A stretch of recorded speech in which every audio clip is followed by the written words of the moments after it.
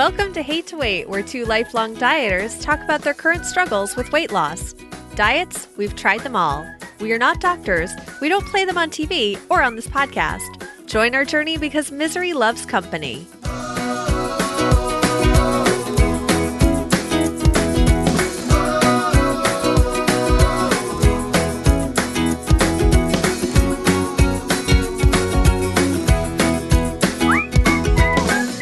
Episode 13. I think I have 13 number Agoria, whatever that is. Triskaidekaphobia. There we go. That. I have that. So how you doing? Well, get the music ready because it is Shark Week. Yep, it is that time. But I'll still weigh in because... God love you. Well, because I feel bad, and also it screws up my little graphic I put in our show notes. Okay. So I don't want it to be inaccurate. So I will weigh in for Shark Week. That's fine. I found out after having a baby, normally Shark Week is kind of wonky for a while. Sometimes you don't get it if you're breastfeeding, especially. And so once you have a baby, starts coming back, and the schedule's all messed up. Finally, right before I started IF, it was back to normal. Like, I'm pretty predictable. I'm pretty much 28, 29 days. We're going to find out a lot about Emily's cycle. And what happened with IF, the first month it happened, it was late. It was like a week late. And it was when we were recording. So I was like, oh my gosh. Like, did it make you nervous? Oh, it made me nervous because I'm like, we only have 2 bedrooms. There are 2 kids. Like, nope.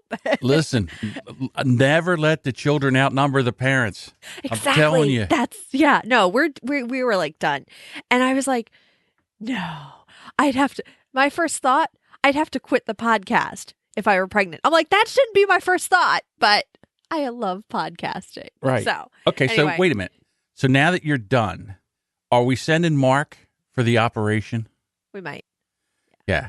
I mean, you've went through this. I think it's time. Yeah. It's not a big deal, Mark. You just go a little snippy, and then you sit on a bag of frozen peas for the weekend, and then you're back to normal.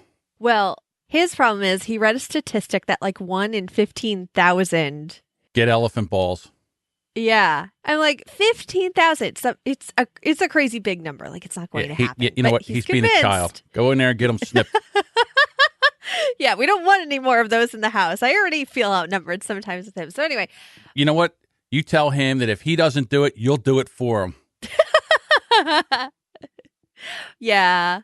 So anyway, my cycle got all screwed up and it came, and I looked it up. I was like, does intermittent fasting have anything to do with it? And yes, it does, because it does screw with your hormones. Not in a bad way. It actually somewhat regulates you a bit more, but it takes a while. So I'm still in that phase of this. Like, I opened up my app when I finally got it, and it was like, you're 6 days late. And I'm like, you too? It needs to stop doing this. And that was this month for me. So I knew that this episode would be Shark Week, but I was hoping it would be at the tail end again, but no. So anyway, John, how's your week? Well, okay. So you and I, in 2 weeks, are going to a conference in Philadelphia, which is right across the river from where I live. And it's Podcast Movement. And I've been wanting to go to a podcast movement since they started. I think this is the 4th one, maybe 4th or 5th, somewhere around there. Whatever. 5th, I think. Yeah. Doesn't matter. So I was all excited to go. I bought my ticket right away. I've had my ticket for a year now. I'm getting ready to go. The problem is I deal with anxiety disorder. And so we're coming up to it now. Like, it was like 2 months away. I'm like, oh, it's 2 months away, blah, blah, blah, all this stuff. And then now it's a month away. Now it's 3 weeks or 2 weeks away. It's 2 weeks away. So now it's getting real. And I mean, it's getting real. And I have to go there. I know I'm going. I'm not going. So I'm going. And I have a lot of issues. And now here's the thing. I have to be in front of people that I've known for a real long time with the issues that I have as far as walking, all the things. And I was really excited because I was feeling better. I was feeling, my legs were feeling better. I was walking, the bounding up the steps. Well, I wasn't bounding, but I was walking steps. I was feeling a lot better. And in the past week, it has started to change. And I'm getting a lot of aches and pains, and I'm not sleeping well, and I've been getting headaches and everything. So I know that I have anxiety. So I Googled it, and the 10 symptoms of anxiety disorder, I have all 10 right now. So which means my stress level is at like a 9. Okay. And we got 2 weeks to go. So I'm trying to figure out what to do with that. Meanwhile, with that stress level, the first thing that comes up in your body is your cortisol level. Once your cortisol level's up, you cannot lose weight. You can't lose weight. So, of course, this is why I wanted to be able to say things in the beginning of the podcast. I wanted to weigh in the beginning of the podcast because I can't really talk about this now till the end of the podcast. Yeah, but we put the poll in our Facebook group. If you're not in the Hate to Wait discussion group on Facebook, we put the poll up to see if we should move the weigh into the beginning. But people like it. People like the build up to it. So, and I get it because I like the build up to it too. So yeah, I get it. So some of the anxiety disorders is fixation on upcoming events. Who does that? All right. Then it is also restlessness and difficulty concentrating. Got that. Thanks, ADD. Right. And then problems with decision making. Have that. But here's my issue. What it does for me is it makes me start to worry. And then I start worrying about the anxiety. So it just becomes this little tiny snowball that just builds into this big giant snowball. So I don't know, you out there, listener, if you have these things too. One of the things that's driving me is that I sweat. Like when I'll go somewhere and I have these, it'll be like I ran a marathon. Like sweat will be dripping off me. My shirt will be soaked. I'm terrified about this because I'm going to meet people that I've never met before. Being a large guy, he's like, wow, look at him. He's not even doing anything and he's sweating. He's so fat, he can't even sit without sweating. But it's an anxiety disorder. I've ruined relationships with anxiety disorders.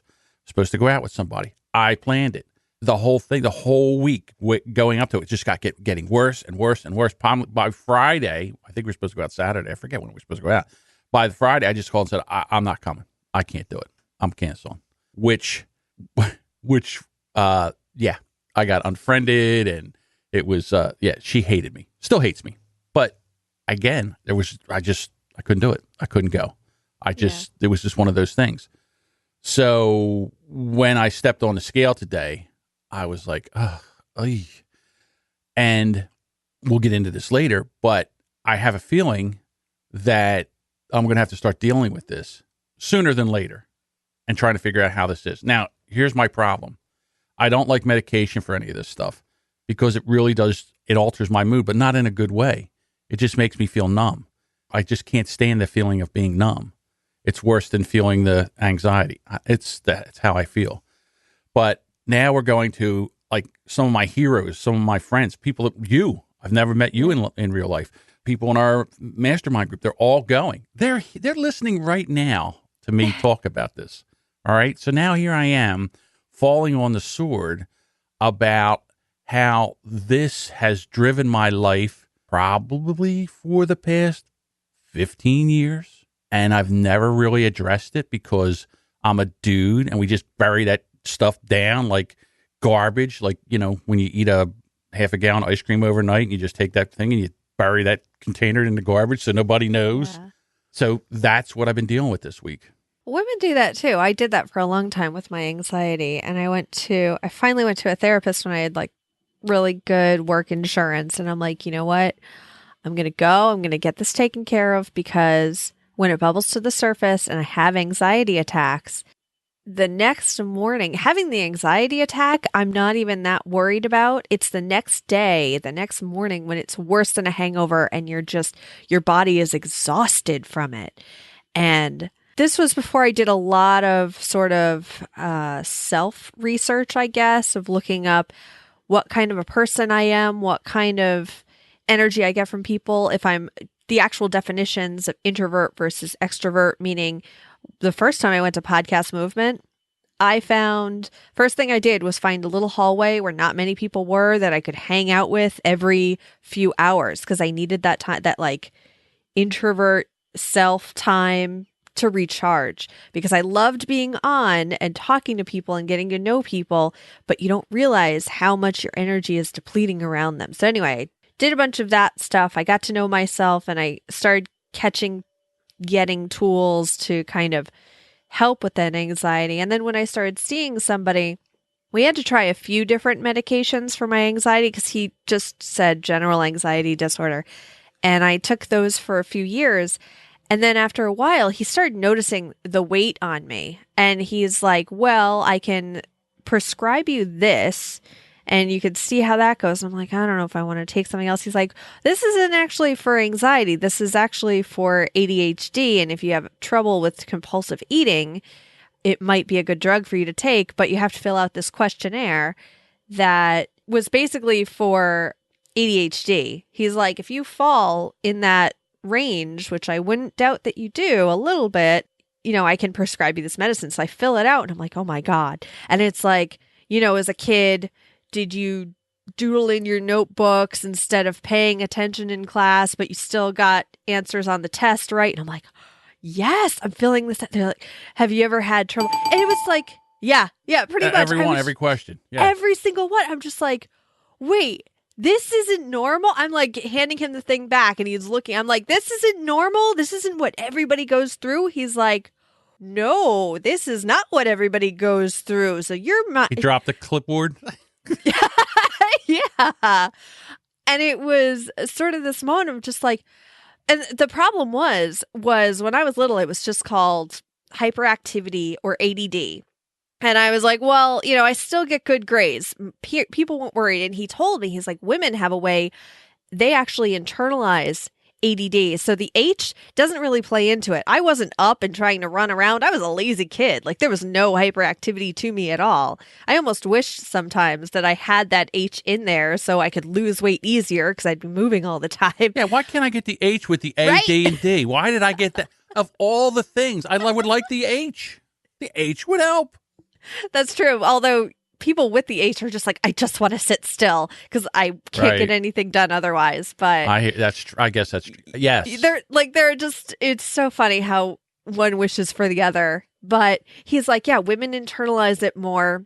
And you were more quietly distracted. Whereas the kids who got the Ritalin age 10, they were the loud ones, just up and out of their chairs and talking a lot and really being distracted. I was like internally distracted. He's like, it's harder to find in women. It's harder to diagnose in women just because of that.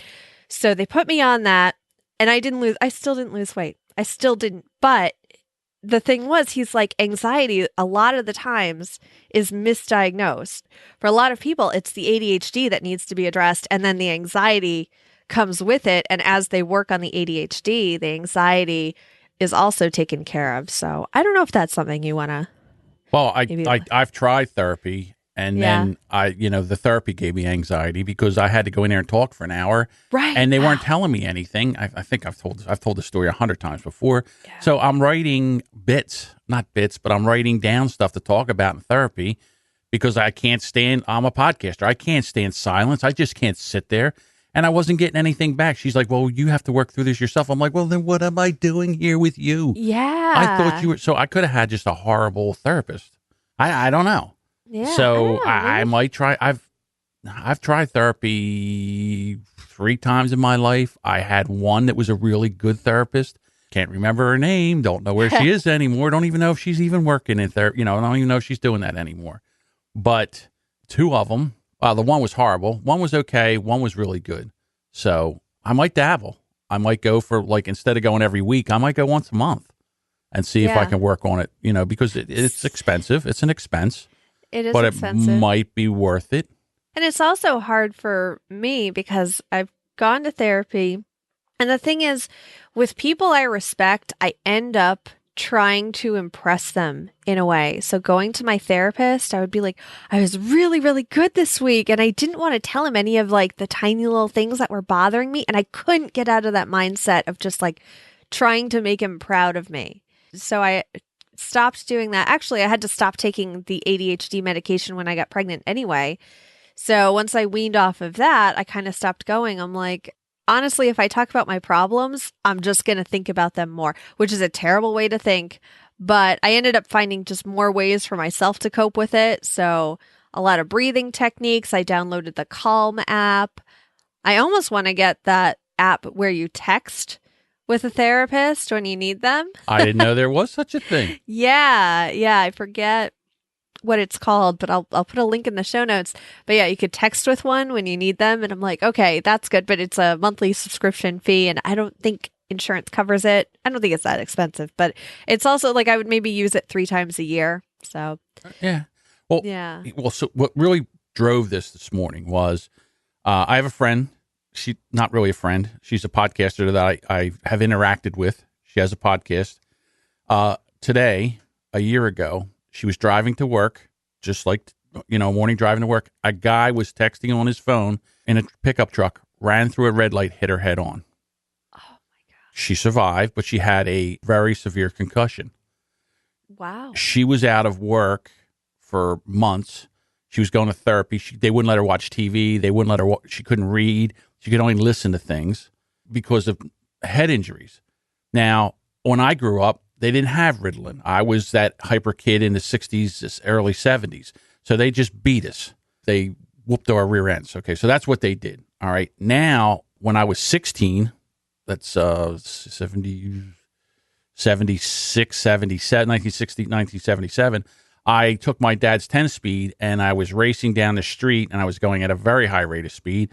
And I went to go in a driveway and I crashed into the fence pole.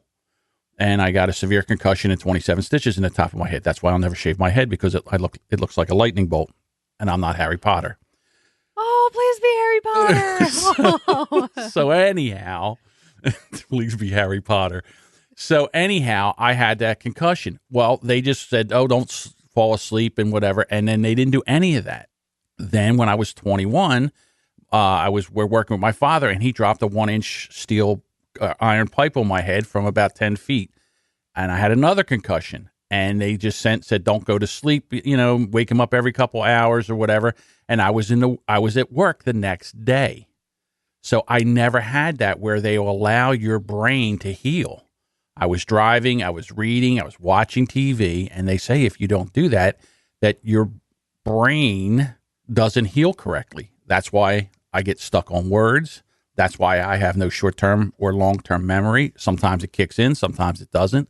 That's why sometimes I'll sit here and I can see somebody's face, but I can't think of their name. And I think that also drives this anxiety disorder, because this is when it really started to come on weight-wise. And this is when different things in my life started to change. I told the story how I always wanted to do stand-up. I would write 5 minutes of material. I would go sit there, but I was paralyzed. I could not get up on that stage. Podcasting has helped me with that. I fail at podcasting all the time. Now, I don't say that I don't, it doesn't bother me. It definitely bothers me, but I push through it because I want to do that. Last week, I talked about, well, I'm not going anywhere. I'm going to do this, so I'm going to keep pushing through it. I might have to fail a lot, but here we go. Last week, you consider it failing, but is it really failing? I mean, I'm working through some of the things that have got me here, that people that don't have these issues, they can eat less and move more and they lose weight.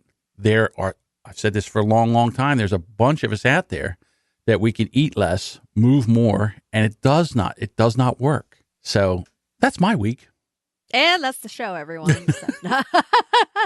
No, but I think it's really good that you're working through that, and that especially you have that in your mind, that you are working toward getting to the root of the problem rather than just kind of, all right, I'm just going to lose the weight. And it's funny because we get that mindset probably, well, I do at least, of I'm going to lose this weight and everything else is going to fall into place. Right. And I'm not getting to the root of the problem. I'm not figuring out what it was. I actually, in the beginning of the year, I was talking to an eating coach. She has a podcast. It's called The Eating Coach. Her name is Harriet Morris. She actually helped me go back and think about childhood and think about those behaviors I had as a child that led to my ideas now. And I mean, even when she asked me, when she got very Freudian on me, she's like, so tell me about your mother and her dieting. And I had never thought of that before. But my mom, same way, same exact thing that I go through, where it's like we have the same 20 pounds that we've been gaining and losing for years. And now, like, mine skyrocketed, and she's had the same thing happen to her. And I was like, oh, like, don't ever tell me I'm turning into my mother. Like, how dare you? And I'm like, oh my gosh. But my mother lived on cigarettes, coffee, and diet pills. She never ate. Yeah. She never ate. And she was thin until she stopped smoking when she was in her 50s. And then she gained a ton of weight. And that whole thing of, I don't know, dealing with the food, the eating disorder, the concussions, the using food to medicate, all that stuff. I think that here's the problem. What if the weight gain or holding on to this weight is like a symptom? Like if I fix the other stuff, this will correct itself. I don't know. Yeah, I don't know, because it could. That was one of the things was when I was talking with Harriet, and we were talking every week, and she kind of asked me how my week was going, and I would tell her things. And she's actually gone through coaching for this sort of stuff. She wasn't giving me a diet plan, which I really appreciated. She wasn't like, here, eat this and this and this, and you will lose weight, and let me know how you're going. She really tried to, she kind of got all into the cobwebs of my brain and worked with that. So when I did lose some weight, I started losing some weight. It was a little bit natural. And then I started reading about IF and actually how intermittent fasting, it was actually in a book about ADHD that I read about intermittent fasting.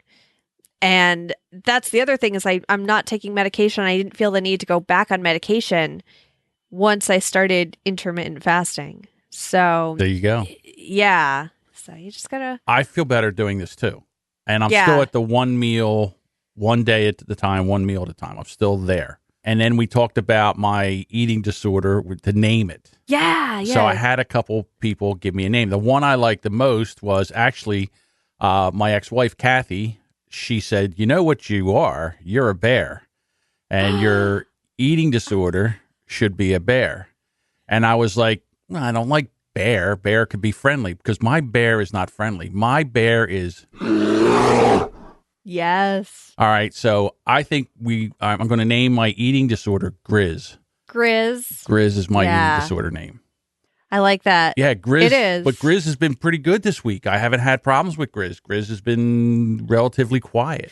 He's been sleeping. Well, I think part of the problem is that the anxiety of podcast movement has kind of driven this whole thing where I'm not hungry because I'm sitting here obsessing over what's going to happen in those 3 stinking days. A Tuesday, a Wednesday, and Thursday. 2.5 days. I'm worried about what's going to happen and how I'm going to go through this. And can I make it through this? And how much am I going to embarrass myself through this? That's all I can think about. I don't think you're going to embarrass yourself. Oh, we'll see. We'll see. So I don't know. But I mean, this is what I'm dealing with. So, okay. I can't talk about this anymore until we weigh in. So why don't we do some other stuff, like you're reading a new book, and then, the Winning Wednesdays and what's going on in the group. Yeah, let's talk about Winning Wednesday, actually, because the new book I think I'll talk about next week a little bit, because I'm still kind of processing it. We have 4 things for Winning Wednesday. So Becky wore a skirt to work that she hadn't worn in a while, which kudos to you, Becky. I kind of hate skirts because they just never sit right on me. So I'm totally jealous, but it kept sliding down. So yay for Becky. And Mark got on a Skype call with someone he hadn't talked to in a few months. And the first thing they said was, how much weight have you lost? Not, did you lose weight? You look different. It's amazing. It's a big transformation. I didn't say anything to him last time but he does. He looks like a different person. Yeah, Mark is in our mastermind that we talk about sometimes. So Todd said... One for Mark? Yay! One for Mark. Todd said he's 2.2 pounds down this week, which is awesome. He went through airport security yesterday, and taking off his belt while putting his arms above his head is now a serious problem. Yay! He was asked by TSA to pull his pants up. Yay! I like that. You know what you should do? Just let him drop to the floor. Just make sure I got nothing. That's I got right. nothing on me. Make sure you just have clean underwear on. That's all. And our buddy Dave is down 0.6 pounds this week. And for him, he got into a hard situation. Yay! He got into a hard situation driving past Dairy Queen, and he tells himself not to turn the wheel. So he puts on Spotify and starts singing. And it has to be anything that'll get his mind off of ice cream. Typically, he only needs 15 seconds, but those 15 seconds do seem like an eternity when you're passing it. I had that last week where I couldn't. The wheel turned. Grizz grabbed the wheel, and then we went. But I like that idea about turning on the radio or just maybe stepping on the gas and getting by the driveway because maybe you won't turn around. I don't know. But yeah, congratulations on that. Last week I couldn't do that. No, it's hard because it's happened to me. It happened to me 2 weeks ago. Luckily, it was in my eating window, which I think is why it happened to me. I was like, it's in my eating window. That picture of plastic donuts on the Dunkin' Donuts sign looks amazing right now. And I pulled it. I swear to God, I have like 2 donuts a year, if that. I got 6 because I wanted to share with the kids, and I sat down, ate both my yearly donuts in one sitting, and I was like, yep, because I couldn't decide between strawberry with sprinkles or Boston cream. So I would have went with Boston cream. So every morning I go to Dunkin' Donuts to get my coffee, and they have these new things out that look amazing. They taunt me every time. The donut fries. I'm like, please, because I was watching something or listening. I was listening to a podcast that I was editing, and there was a dietitian on there, and they said that the companies that make this food, they have the perfect fat, carbohydrate, sugar thing that makes people crave it like crack. They keep you addicted. Yeah, they keep you addicted to this, and I think that those fries, those donut fries, I haven't had any yet. I almost want to go to the window and say, listen, if you ever hear me order donut fries, don't give them to me. Don't get your picture up there. Do not sell to this Do not man. sell donut fries to this guy. He can only have the sausage and the egg and the cheese. That's it. So, I mean, that whole thing about being addicted to that, and when it's calling to you, and when you're having, anxiety. Now, I thought this week with the anxiety that I would start to it would drive the eating disorder, but it really hasn't. I don't know why. I think it's because it's the one day, the one meal that that I'm not allowing myself to do this. Hopefully that's it. And here's the other thing. Anxiety had me stop going for the weight loss surgery because I was so anxious about that it actually stopped me from going. Yeah. Now I know we have one person in the group that's getting ready to get that surgery, and I'm pulling for her because I think that, that's a fantastic thing if you can go through that. And another friend of mine reached out, and she's going next week, and she's going to start the process to go through this, to go do weight loss surgery. So kudos to you. Do I have regret about not going through the surgery? It's 50-50. I really, in my heart of hearts, in my mind and in my heart and in my soul, I think that I would have been horrible. I would have lost my mind once they did the sleeve, and I couldn't, without any kind of handling what the anxiety and all this, I think I would have just put something else to drive that, which would have made it worse. But, if everybody else can get through that, then I think it's fantastic. And I support it. Yeah. All right. Is it time? I think it's time. Let's go! Ladies and gentlemen, now is the time for the moment you have all been waiting for. It's time for the weigh-in. All right, now I know it is Shark Week, but it's also an odd numbered episode. Oh, John, I figured out how to figure out who goes first. Okay. So if it's an odd numbered episode, yes. My name, Emily, has 5 letters, which is odd. Your name, John, has 4 letters, which is even. And you've been going first on the even episodes. See that? We didn't even know. Yeah. How about that? So you're first. So I'm first. I have gained and lost 0 pounds this week. But Shark Week, used to it. I knew it was coming too. Like all week, I'm just like, where is it? Like, I'm not even going to get on the scale until it comes. All right. So like you, I did not weigh myself all week. Last Thursday, I got on the scale. I said, I'm not doing this thing, getting on the scale every week. I think that's, it drives it. I think it's a problem. So I'm going to go once a week. So I got on that scale today, and I was like, fuck, because I didn't lose a pound. And I was one meal a day, one day at a time. And then I'm like, why? Why do you hate me? Why? What is going on here? I should have lost at least the 3 pounds that I lost. And here's the other thing, too. I don't know why. I feel swollen. Like I feel like I'm retaining fluid. I feel puffy. And I'm not sure why. Like I feel like I'm retaining water. And I don't know why. Do you have sympathy PMS with me? Maybe. Have we gotten on this cycle? Have our cycles, have they matched up? Is that synced? possible? Oh, my goodness. Okay, so what I'm thinking of is maybe with this anxiety, the cortisol, all this kind of stuff, it's just not letting it go. It just, that hormone is just holding on to everything. And it's not going to get better until this podcast movement conference is over.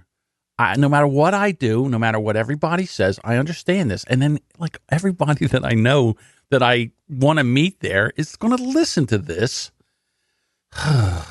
But that means they know. I know. They know. So, I know they know. I know. It's kind of freeing in a way. At least for me. That's the thing is when I go up to somebody and I'm really nervous to meet them, the few times I've started off the conversation, I'm really nervous to talk to you. It goes away. Because I've already put it out there. Because I'm trying so hard to hide those nerves that it just makes me more nervous. So at least if I put it out there, it's done. It's over with. It's like, because I'm the same way. I'm very nervous about meeting certain people, and people hear your voice and they get a picture in their head of, even if they're watching the video and they only see this much. Yeah. And like, I'm looking at myself and I'm like, I look great from here up, but like, they don't know about my hips. They're probably from here up, I'm a here. Stud. Yeah.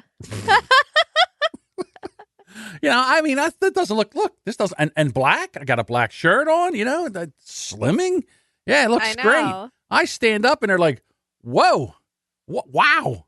Dave in the chat room says people that listen to your show love you. Oh, thank you. So, but I'm just, again, because we come here and we're being real because I think other people feel this way. I think other people that have the same issues that are going on, that they're doing the same way. I've had this anxiety ruin so many relationships because of doing things because of this anxiety. And, now I'm in my little podcast bubble down here in the podcast dungeon, and I can have everybody see me from above my moobs, and I look good. But then when you go out, it's a whole different story. So that being said, I'm going to podcast movement. I'm going to do everything that I need to do, as embarrassing as it is, to get around through podcast movement. And when it's over, I'll probably have a really, really great time. Yeah, you're not going to remember. I'm not going to remember any of this. So talk about pushing yourself outside your comfort zone. And then here's the other thing. This is the other thing. That if I continue to do this at the next podcast movement, wherever that is, then I can go the next time and things will get better and better and better. And then I'll say, remember that time I went to Philadelphia and and then I'm riding around in the cart and all that kind of stuff.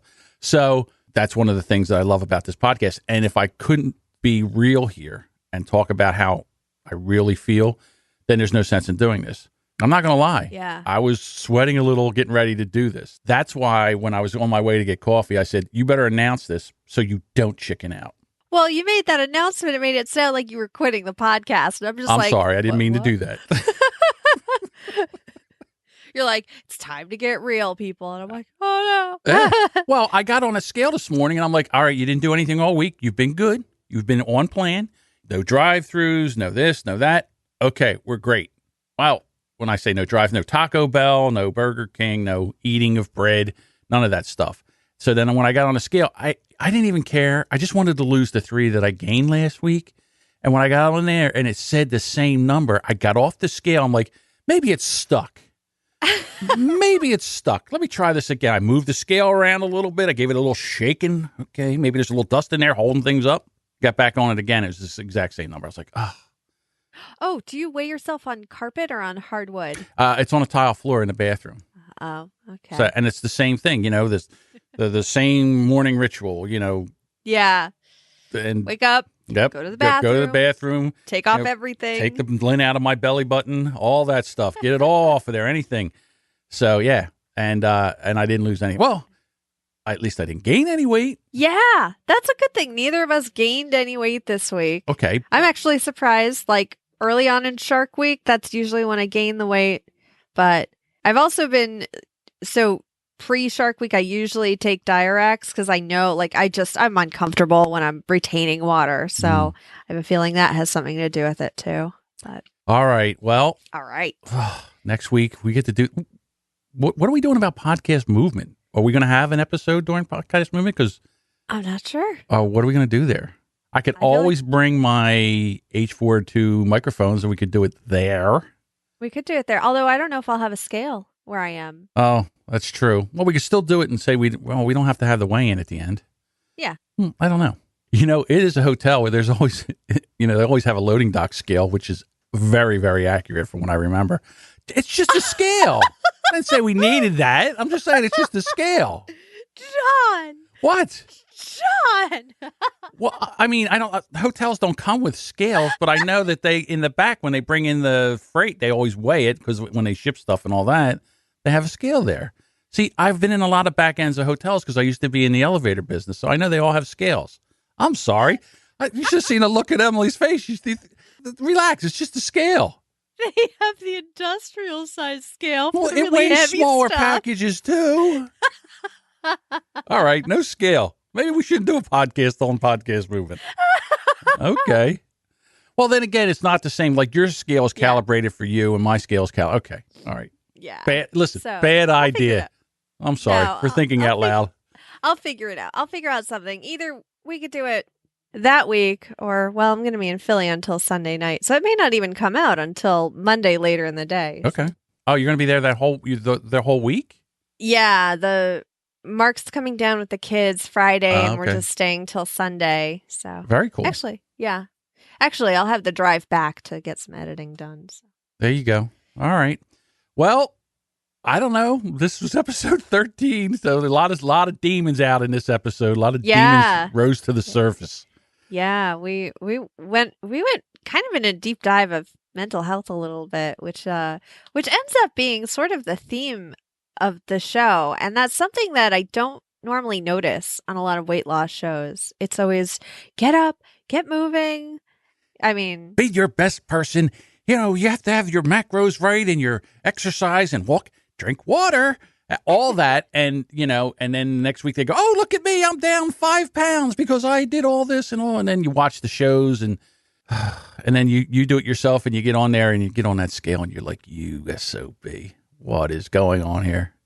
But even with those shows, there's always one episode where somebody gets emotional, where they break it down. They really get to them after these coaches have pushed them and made them throw up. They finally get to episode 4 or 5 or whatever, and they're like, the guy's crying so hard he's heaving. I was abused as a child by Uncle Fred. What? I'm like, wait a minute. Just because I'm fat doesn't mean I was abused by Uncle Fred. But they find that out. They find that out maybe episode 4 or 5. You're like, you're not addressing those issues. You're calling him a fat lump and telling him to do 5 more push-ups. Like, let's address those actual issues that, he needs to work through. I agree. I agree with you because there's times where, have you ever seen the movie Dirty Work? So Dirty Work is a movie with Norm Macdonald and Artie Lang, and they bring in Don Rickles. And he comes walking in, and they're all lined up in their uniforms. I forget what company they're working for. And Don Rickles is like the general manager, the branch district manager, or whatever. And he comes walking in, and he's like, okay, you people. And he gets up, and he walks up to Artie Lang and he goes, look at you. You're like a bucket of lard on a hot day. So there you are, Tubby. You look like a bucket of lard on a bad day. You baby gorilla. Why don't you work a zoo and stop bothering people? Got a call yesterday from Baskin Robbins. They said that they're down to only 5 flavors. You're swelling up as I talk to you. Look at you. How's this? How's it doing? Hello, ice cream. Having a good time? Running around? What are you laughing at? Because I called your friend a fat pig, huh? You think that's funny?